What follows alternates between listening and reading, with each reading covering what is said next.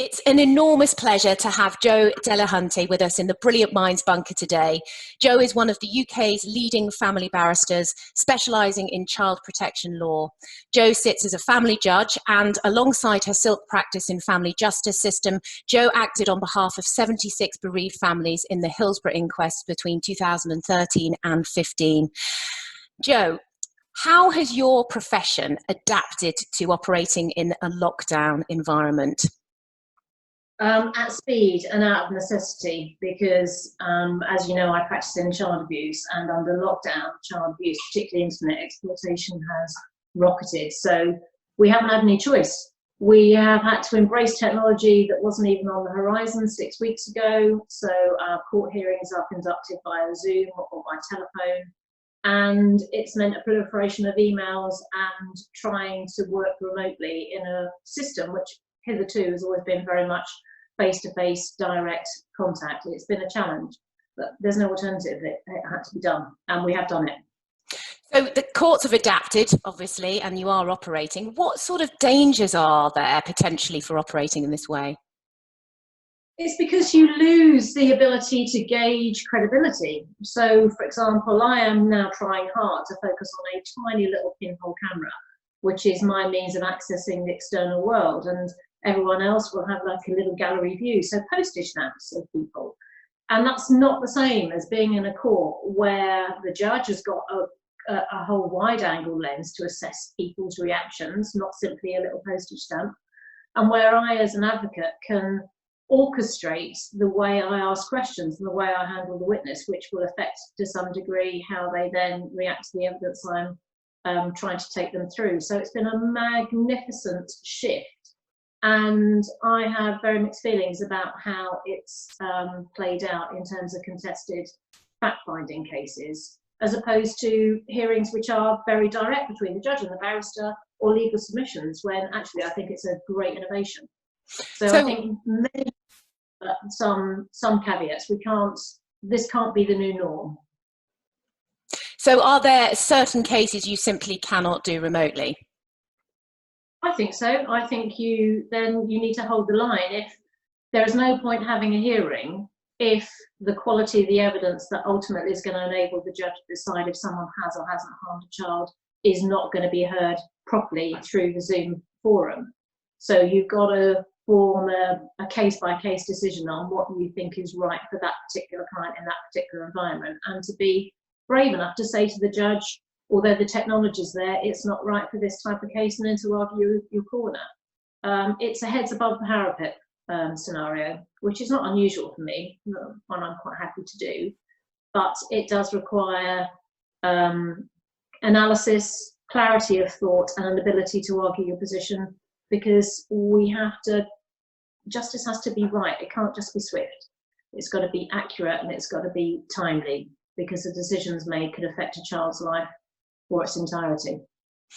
And a lot of the work you do requires your clients to recount trauma. What impact does that have on individuals delivering that from their own homes rather than in a courtroom? Alice, that's a really, really good question, and you've, I think, tapped onto one of the major difficulties.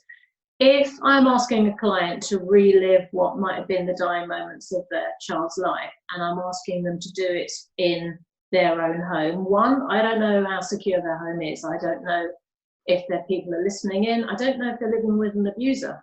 I don't know how they're going to cope by relaying the details and then going out of a room, if they've got an option to go out of the room, to clear their head. I don't know what that's going to do to any other person within the house. So it's not just a very intimate thing you're asking them to do. You've actually got very little idea about how they're going to cope after they're given their accounts. And another thing, sorry, I know you've asked me a simple question, but the answer is quite complicated. And it's relevant, I think, to everyone that's listening to this bunker chat, because the other thing is what window are you getting into someone else's life? We are used to putting on a business suit or a business front and going out and projecting ourselves and choosing the way we do that. If we're allowing someone into our business life through Zoom, we're letting into our home. So you've got to be really thoughtful, I think, about what side of your home and you therefore let people see. So I'll have a virtual background on now, I hope, for this chat with you. Many Zoom conferences, many Zoom hearings I've been in, barristers and solicitors and social workers have not had any type of protected network between their professional face and their home life. So pictures of their own children behind them. You've got to think really, really carefully about how you want to be seen and how much of you want to be seen by the outside world. Complicated. Very complicated. Have there been any sort of positives for your profession as a result of lockdown? I think so, which is why I say it's a balance. I think it's wrong to simply assume it's either all negative or all positive. Cutting down on travel has been huge. You know, I would routinely have to go to Liverpool for a directions hearing, which might take an hour, could take a couple. And I'd have to do 4 or 5 hours traveling in order for that to be done, stay overnight. Whereas now I know I can do it by Zoom. So in terms of the ability to do short hearings or, like I say, submission hearings by Zoom, I think that's been a total revelation. That I definitely want to keep on post lock-in. Other things, I think we need to recognise it's not the way to conduct court hearings which have got such a significant impact on a family's life.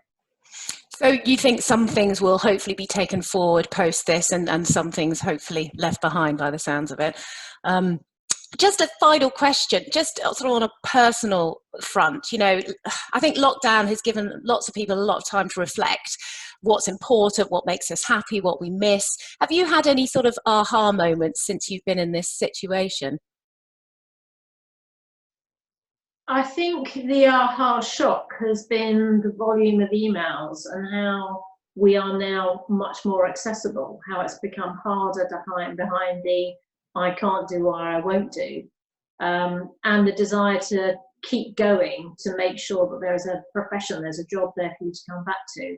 So I think my aha moment has been to realise that we can now do things in a way which simply wasn't contemplated 2 months ago and wouldn't have happened but for lock-in. And it shows how adaptable we can be and how immensely talented and how immensely driven and how immensely lucky we are to have access to technology rather than simply being locked into our own homes, which would be indescribably difficult for so many without technology to give us a window into the outside world.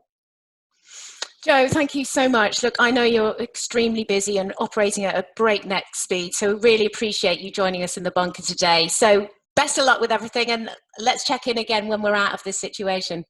Excellent. Okay, thank you very much. Bye-bye now. Thanks, Jo. Bye-bye.